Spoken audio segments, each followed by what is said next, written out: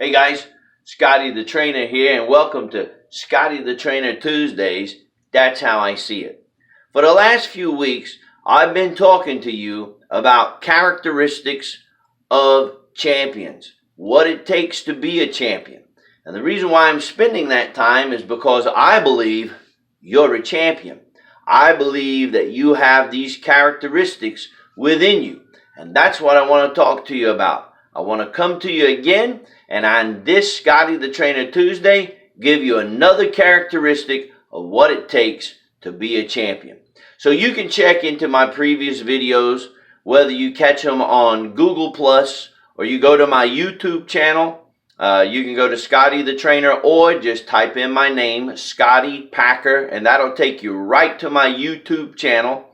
You can also catch my videos here on Facebook. And I've given you a couple of characteristics already. So I talked about champions. One, they always find a way, right? Think about the times that your back has been pressed against the wall, but you found a way to make something happen because you're a champion. Another thing that I talked about was last week when I said that champions always maximize a moment. They see a moment in time differently than other people, and they maximize that moment in the job interview, in the coaching, in the time when you have to show your talents on the field or in your place of work or with your family. They always maximize the moment. So let's talk about the third thing here today, the third characteristic of a champion. It is this: champions invest in other people. It's the old pay it forward adage. It's not just about the good things that have happened to me or those around me, but it's being able to invest that into other people. It's something that you might hear when people say, do you know why I'm blessed? I'm not blessed so that I can walk around and tell everybody about how blessed I am, but I'm blessed to then be a blessing and invested in other people.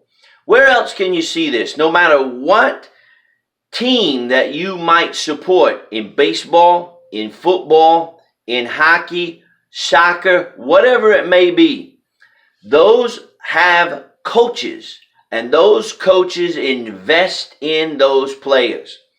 I am personally a Yankees fan, and right now the Yankees are fighting for their life. I'll be the first one to tell you they're fighting for their life right now with the Cleveland Indians. But there's one thing that I can say about both Cleveland Indians and the Yankees. Their managers and their coaches are investing in their players because they know what it takes to win a pennant and to win a championship. Even in football, let's talk about, not leaving the Buckeyes out, but let's talk about Urban Meyer, a man who won championships not in this state, but won championships outside of this state, and now knows what it is to win champions here with the Ohio State Buckeyes. He knows how because of the fact he's investing in those players. So I want to give you some things here that I believe help us in regards to investing to other people. When you take a look at great leaders, great teachers that maybe affected you in your life, whether it was in college, high school, I don't care if it was all the way back to kindergarten. Those teachers did four things that made them champions because they invested in you. Here's how they did it. They did it like this. You ready? So wherever you are, I want you to get these motions and the statements. Okay, you ready? So here's what they did. They said, I'll do it, you watch. Then they said, let's do it together. Then they said, you do it, I'll watch. And then they said, I'm out of here. Okay, did you get that? Let's do it one more time. I'll do it, you watch. Then let's do it together. Then you do it, I'll watch, and then I'm out of here. Think about it. even going back to the scriptures, thinking about the story of Jesus and his disciples. Think about what he did. He trained up these people. Now, he had 12 disciples, but then there also was a time in Christian writing that tells us that he had at one point 70 disciples because he sent them out 2 by 2. And then there was a time at one point he had over 500 disciples that were following him. We look at Jesus. We could look at, even in modern times, Gandhi. And let's think about even the great civil rights leader, Dr. Martin Luther King. What did they do?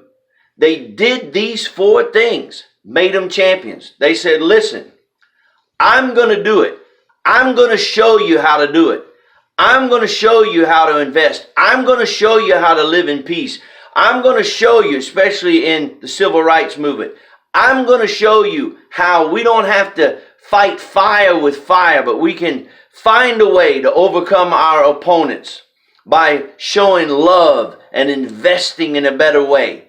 What they said was, number 1, I'll do it, you watch.